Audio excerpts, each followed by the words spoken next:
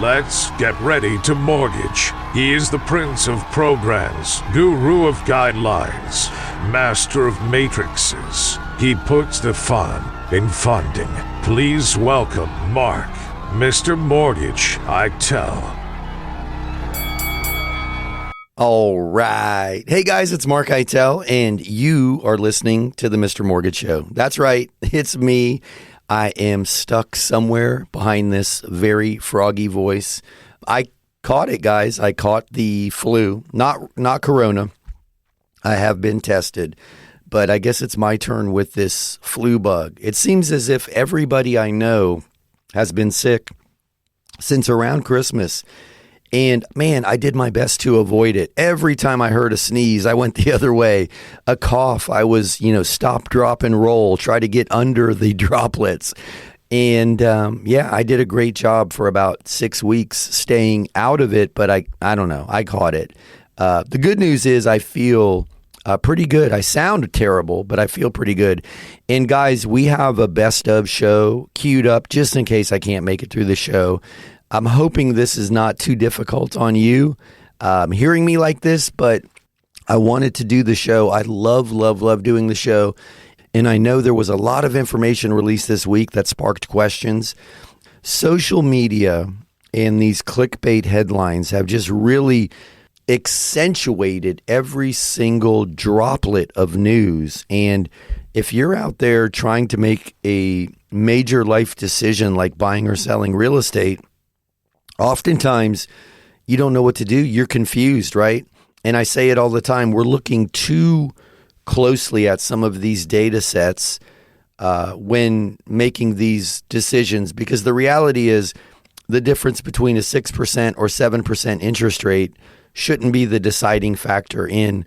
Now, if you're a billionaire hedge fund manager and you're buying and selling apartment buildings, maybe that's a different story. But if you're buying your home, right? You're a family buying a home, the place that you raise your kids, the place that you celebrate your wins, the place that you heal your wounds and create memories, home, right? That sanctuary.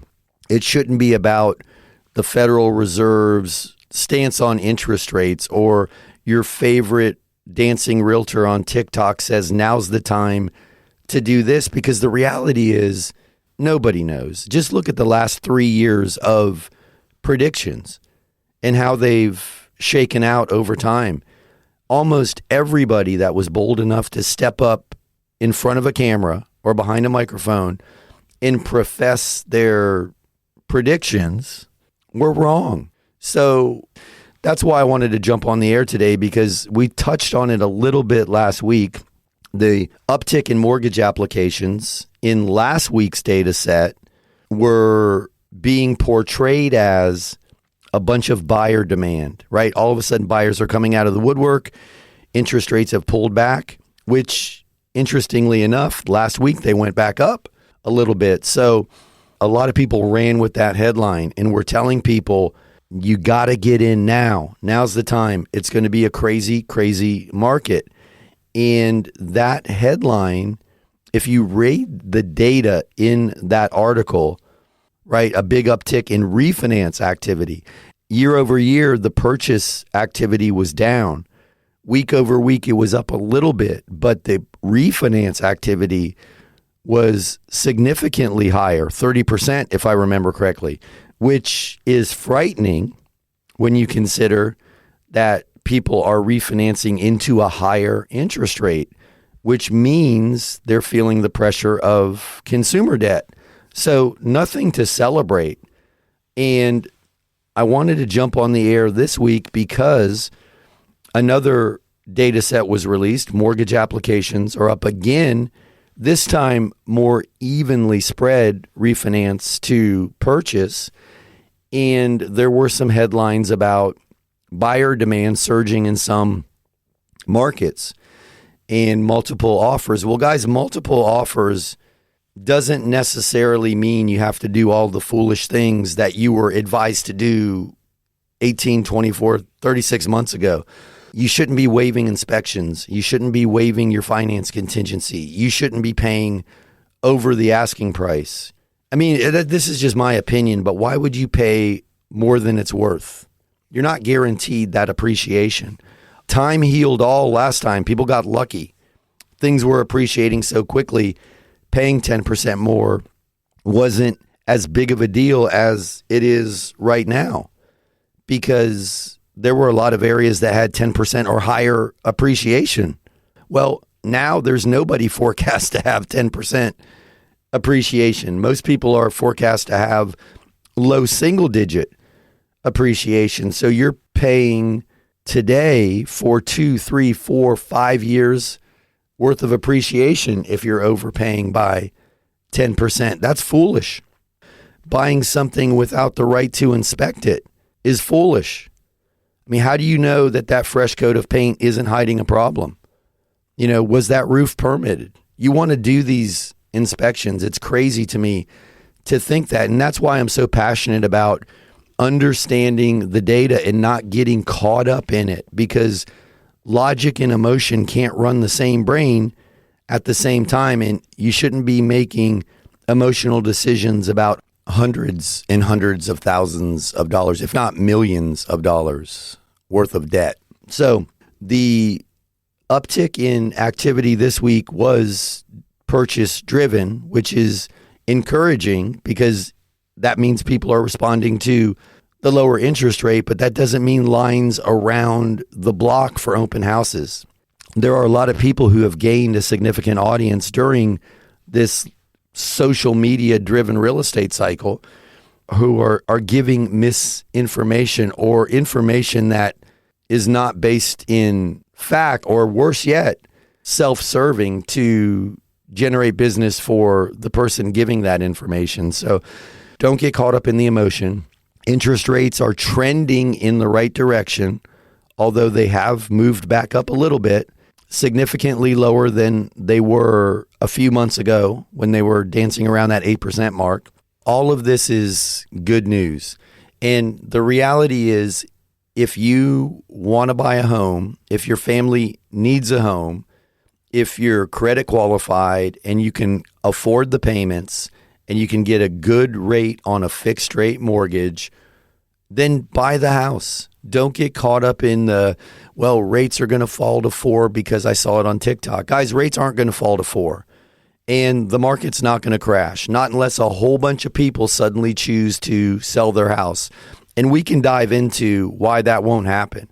I mean, people could hold the homes they have right now and rent them based on, even though the cost of rent has come down 3 months in a row, compared to the average mortgage payment and the average amount of equity that people who've owned their home longer than 2 years have, it's still a huge, huge gap. People could rent their homes and never have to sell them. So guys, inventory is the only thing that's going to push pricing down. If you can afford it and you want that home and you're not playing the market, right? This isn't Bitcoin. This isn't a Robinhood account. You're raising your family in this dwelling. Then base it on, does it meet my needs? Can I afford it? Bam, I should buy this house. And if that's not the case, then you shouldn't. And I alluded to rents falling. Maybe it's a good time to exhale and rent and save up some money for more of a down payment, or to give yourself more options in the future. So guys, that's the gist of this week. I just don't want people to get swept into the emotion. People have been buying and selling homes, building equity, raising their family, making those little crayon marks on the door.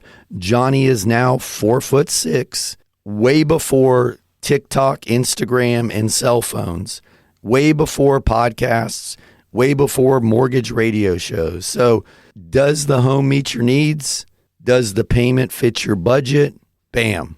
Guys, it's just that simple sometimes. We have definitely become over-informed and there's just too much information. People are confused, and a confused mind can't make a decision. So anyway, guys, you hear the music. You know what that means? That means we are going to jump into a very short break. I'm going to grab a cup of hot tea, and on the other side of this break, we'll be back with more of the Mr. Mortgage Show.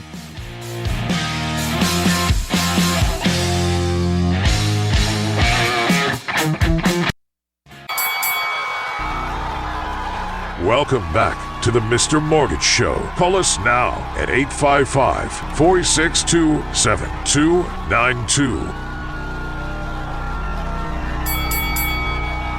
All right, we are back. My name is Mark Eitel, and you are listening to the Mr. Mortgage Show. That's right, it's me. It's just me with a froggy voice.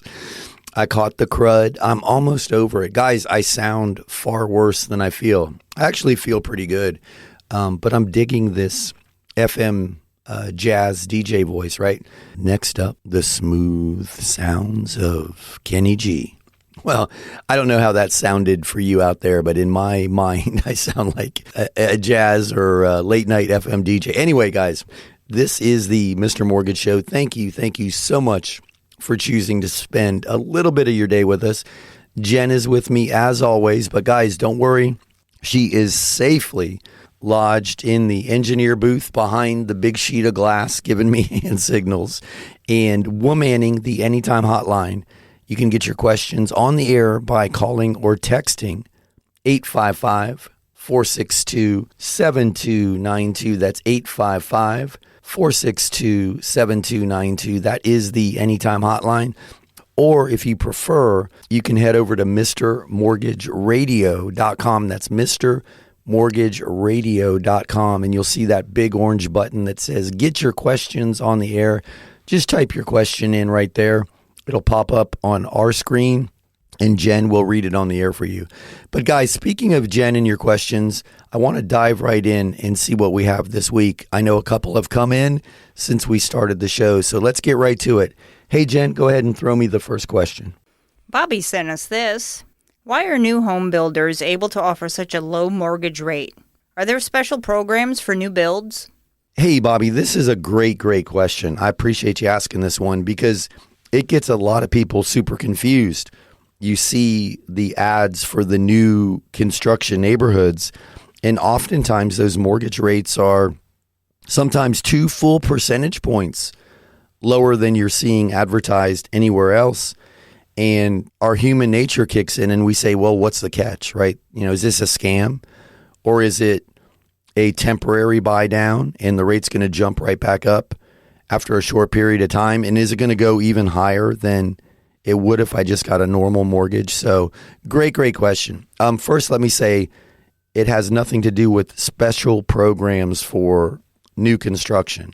That's not the case. There's a couple things that give the builder these opportunities or this flexibility, if you will, that a typical home seller may not have or may not be aware of. So firstly, they're paying wholesale prices for everything in the construction of that property, right? So that kitchen cabinet package costs them less than it would you or I if we remodeled our home. Not to mention that we paid for kitchen cabinets once and then had them torn out and new ones put in because the house came with kitchen cabinets. My point is they're paying less. So they've got profit built in places that a lot of resellers don't. They're paying wholesale for everything. They're buying 150 swimming pools instead of one. And you see a big difference in what it costs to put a pool in for a builder and what it costs for a homeowner to put a pool in. And I know this because I grew up in a family of home builders, so I get it, right? So that profit margin that they have allows them to allocate some of it to buy an interest rate down. And that could be all it is. They could be offering to buy the interest rate down. And if they are, I always suggest a permanent buy down just because I'm more conservative. I think a permanent rate buy down is a very, very good use of a seller contribution, or in this case, a builder contribution. The other thing that may be happening is some of the larger builders have access to what's called a forward commitment. And it's basically like a mortgage futures contract. They're buying a block of mortgage money, hundreds of millions of dollars of mortgage money in advance at a discount that they can then offer through a preferred brokerage, often their own brokerage, a preferred mortgage rate to the end consumer. That's called a forward commitment. You can Google it and get a better understanding of it. So them using some of their profit to buy the rate down is one place that gives them the ability to offer a better interest rate. In the second place is they might have had access to some forward commitments that enabled them to provide a lower quote. But it's not a scam. It's legit. It's not a special program.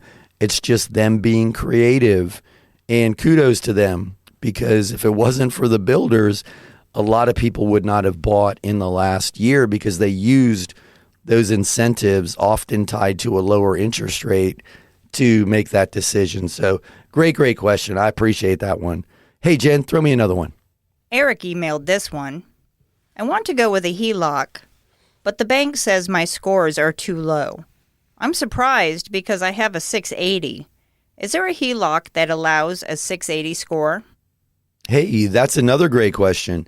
And isn't it ironic, not to quote Alanis Morissette, but how quickly the banks react to any fluctuation in the market. And we talked about it in the opening segment, that there's clear indications the consumer is feeling the pressure because a lot of people are doing refinances into a higher interest rate, but they're saving themselves hundreds and sometimes thousands each month by lowering those high interest rate consumer debts. So it's no secret the consumer's feeling pressure. And in that, sometimes the banks want to be ahead of a trend. And the way to mitigate risk with an equity line is to increase the requirements and decrease the availability of capital. So the first thing we saw were the 90% combined loan to value home equity lines of credit get pulled back to 80%, in some cases even 75%. And then the other side of that is the credit score requirements being increased. And there are some HELOC lenders that require a 740 credit score. And a 680 credit score is a good credit score. And to answer your question, yes, we have access to equity lines and we would be happy to help you. I always recommend starting with the bank because the bank has the best rates and closing costs with an equity line. But if you have not gotten what you needed there, we do have access to equity line products with scores into the lower 600s. So we may be able to help with that. And then the rec refi is always an option for somebody who wants to consolidate debt. And you can do a rec refi all the way down into the low 600s, pay off your debt and lower your monthly expenses. But to answer your question, yes, there are definitely equity lines out there for your credit score range. You're probably going to be 80% of the value of the property is probably where you're going to be capped. Just give us a call off the air and we'll set up a time and walk through it together. Hey guys, you hear the music? You know what that means? That's my cue. We'll be back in a few. Sit tight on the other side of this very short break. We'll be back with more of the Mr. Mortgage Show. Hey guys, it's Mark Eitel, host of the Mr. Mortgage Show. Guys, we are so much more than just a mortgage show. We're helping families every day from coast to coast with their mortgage needs. Want to connect? Check out MrMortgageRadio.com. My team and I are here and happy to help. Again, it's Mark Eitel, NMLS 1929005. Welcome back to the Mr. Mortgage Show. Call us now at 855-462-7292. All right, we are back. My name is Mark Eitel, and you are listening to the Mr. Mortgage Show. That's right. I know I sound like Froggy from Our Gang. Who remembers the Little Rascals? Come on, I'm not the only one that came home from school, buttered a piece of white bread, made some SpaghettiOs, and sat in front of the black and white PBS channel, rabbit-eared TV at my grandparents' house, and watched the Little Rascals. But anyway, I know that's how I sound, but we are having so much fun with you this week. I want to keep it rolling. If you have questions or comments, Jen is on the other side of the glass, safely lodged in the engineer's booth, and she'll get your questions on the air. She is womanning the Anytime hotline, and that number is 855-462-7292. That's 855 462-7292. That is the Anytime hotline. If you prefer to send your questions online, just head over to mrmortgageradio.com. That's mrmortgageradio.com. You can't miss the big orange button right in the middle of the screen that says get your questions on the air. Just click that button, type your question in, and Jen will read it on the air for you. Hey, but speaking of your questions, we've had some really, really good ones so far. I want to keep it rolling, so let's throw it over to Jen for another question. Hey, Jen, go ahead. Christine has this question. What is a novation contract? We found a house and thought we were talking to the seller, but they don't actually own it. They say we need to sign a novation contract. This seems shady to me. Hey, Christine, this is a great, great question. And novation doesn't come up very often.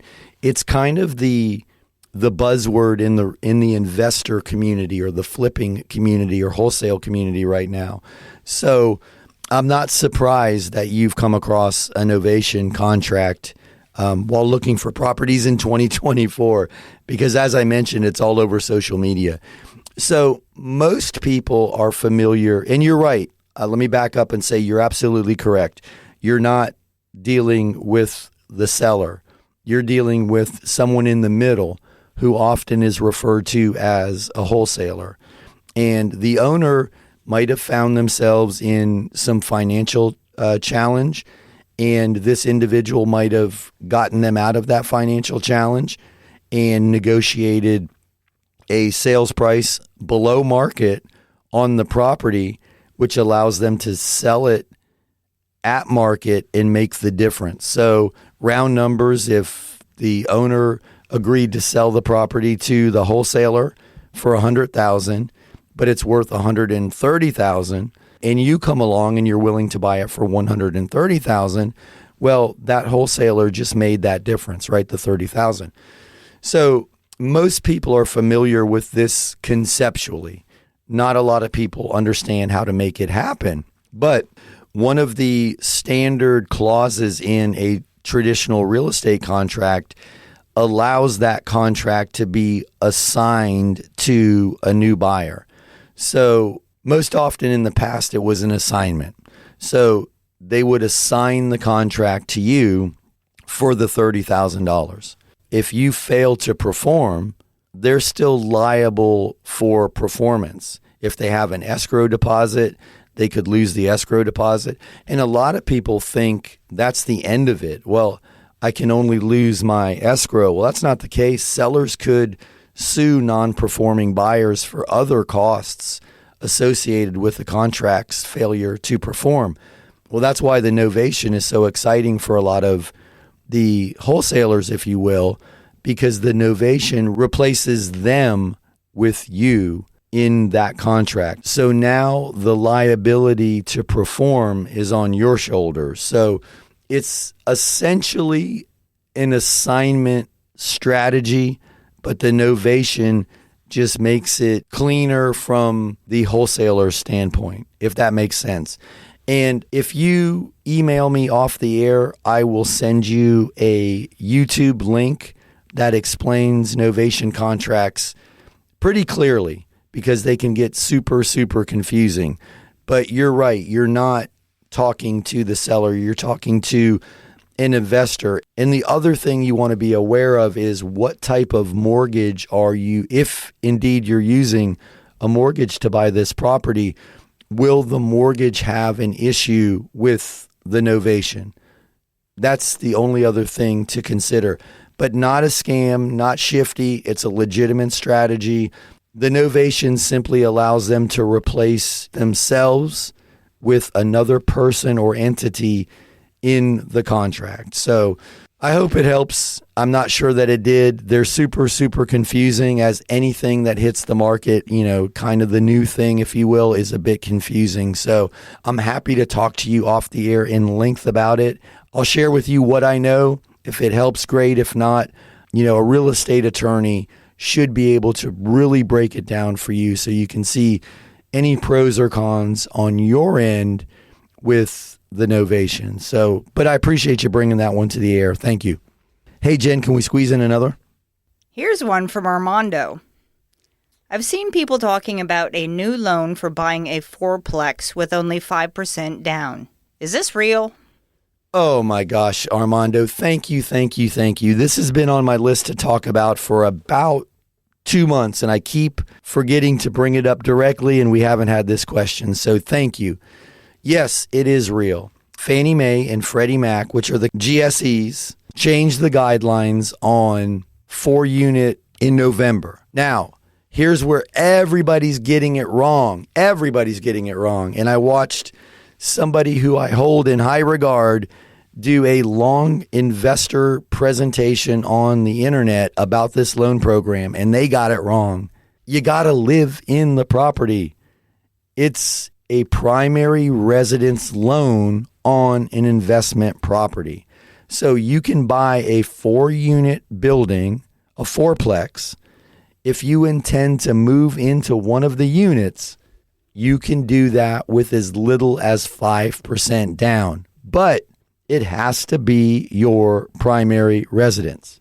It can't be an investment property. You can generate income from those other 3 doors, but it's got to be your primary.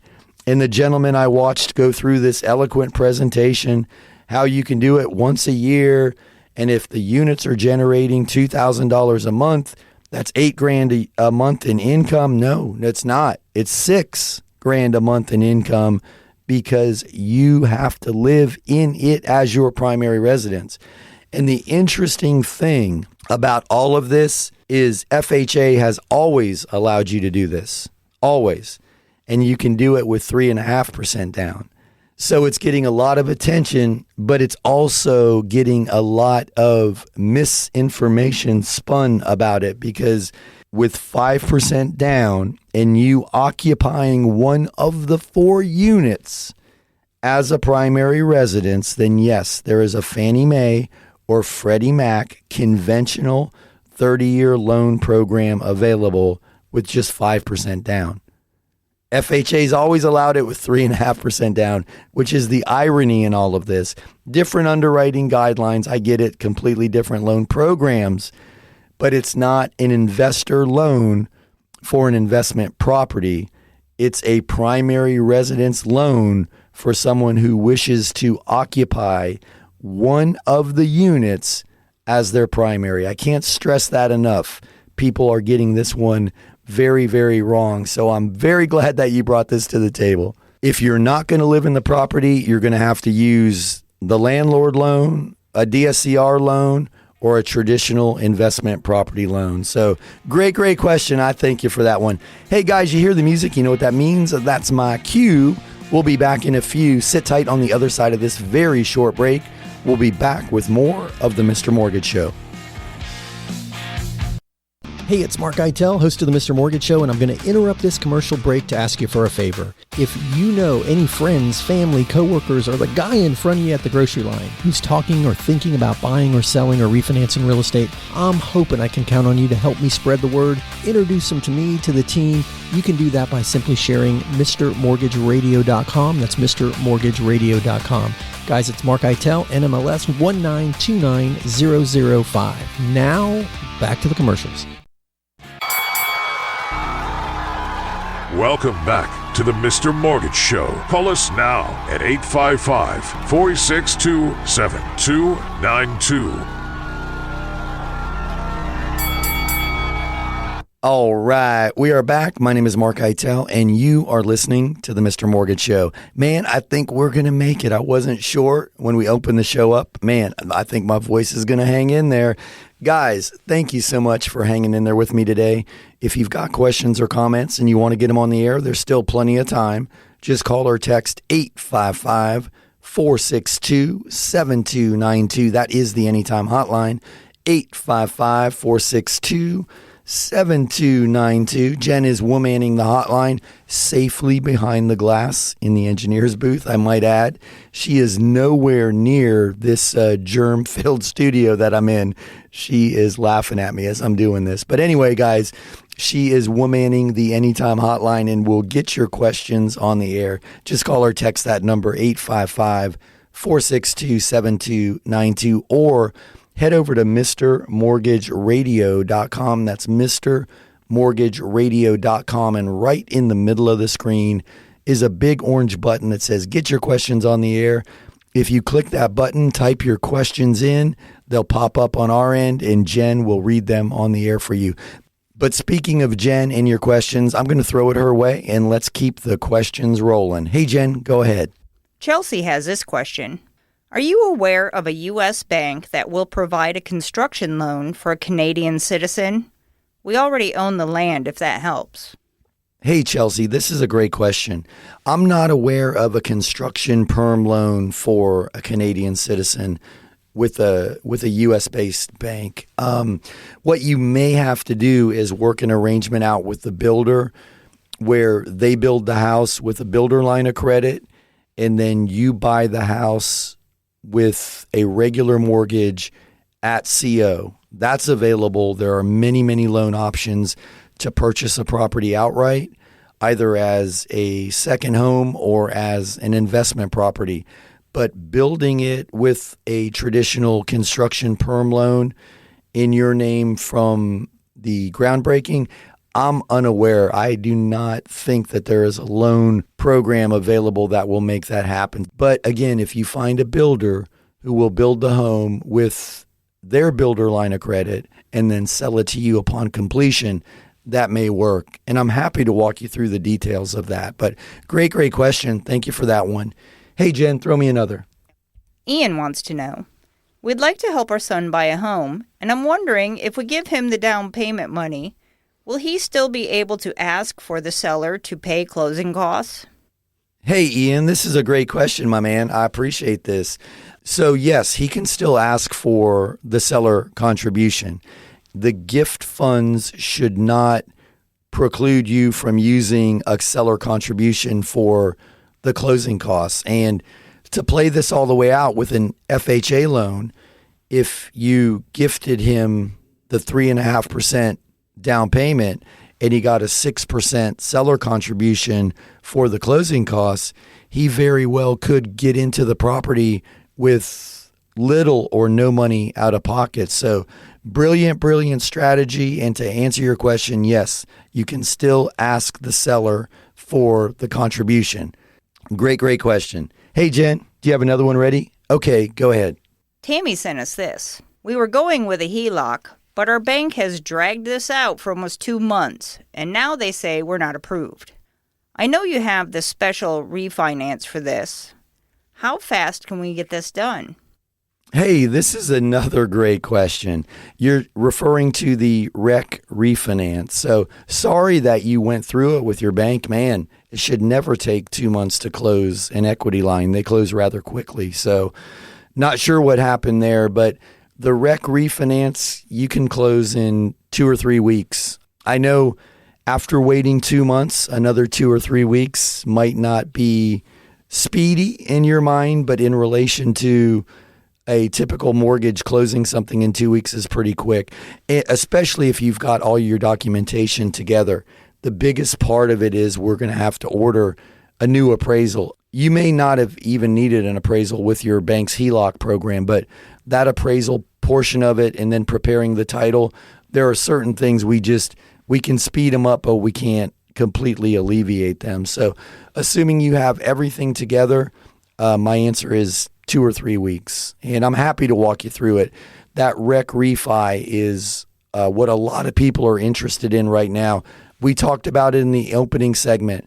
We saw an uptick after the holidays in refinance activity when rates pulled back into the mid-sixes. And you can buy your interest rate down if you're doing a REC refi. So you can get a REC refi in the 5s. And that starts to become pretty exciting for a lot of people who are consolidating debt and just want that one low monthly payment. And if anybody out there wants to run the numbers for themselves, you can go to recrefi.com, recrefi.com. There's also a link at MrMortgageRadio.com. But great question. We can move as fast as you can if you've got all the documents together. And I look forward to talking to you about that and seeing if we can't help. Thank you for that question. Jen, throw me another. This one is from Brandon. My father left me his house when he died. I don't have a mortgage now, but I'd like to pull out some cash to buy some apartments. Would this be considered a refinance or a regular mortgage? Man, this is another great question. Thanks for this one, Brandon. Now, it gets a little confusing because you mentioned there's no mortgage on the property, so there's no mortgage to refinance. But if you already own the property with no mortgage, a new mortgage is going to be considered a refinance. So I know it's a little bit confusing. And guys, this also holds true if you had a mortgage and you paid it off and now you want to take another mortgage to pull some cash out like Brandon.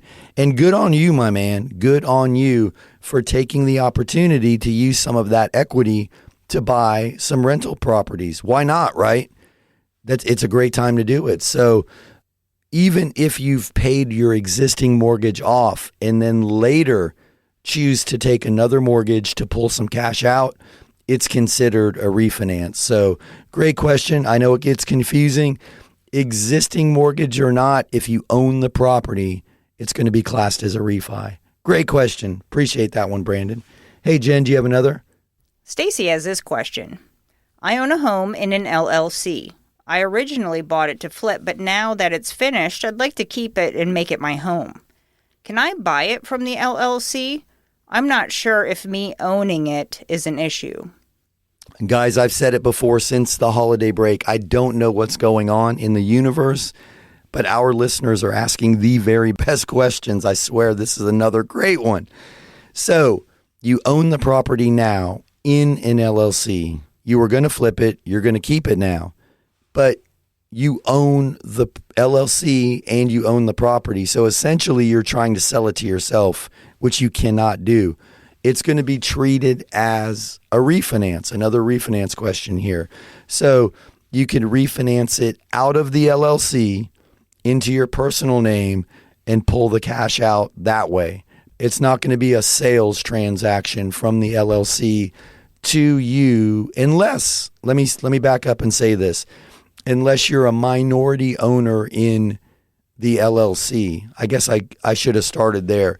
But if you're the sole owner of the LLC or a majority of the LLC, it's going to be treated as a refinance. It's not as uncommon as you would think, although it's not something we get to talk about on the air very often. So I'm glad you brought that up, and I hope that helps.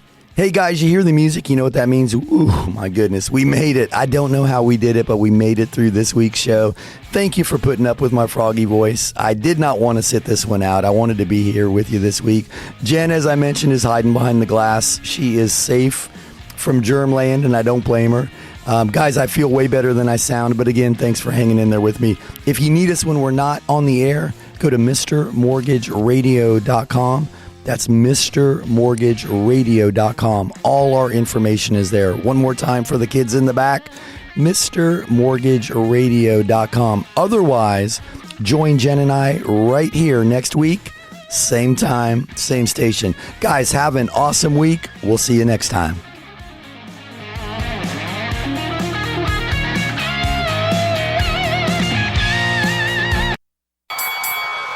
That's a wrap. Join Mark Eitel next week for more thrilling, edge-of-your-seat discussions about real estate and mortgages right here on The Mr. Mortgage Show. Hey, it's Mark Eitel, host of the Mr. Mortgage Show, and I'm going to interrupt this commercial break to ask you for a favor. If you know any friends, family, coworkers, or the guy in front of you at the grocery line who's talking or thinking about buying or selling or refinancing real estate, I'm hoping I can count on you to help me spread the word, introduce them to me, to the team. You can do that by simply sharing MrMortgageRadio.com. That's MrMortgageRadio.com. Guys, it's Mark Eitel, NMLS 1929005. Now, back to the commercials.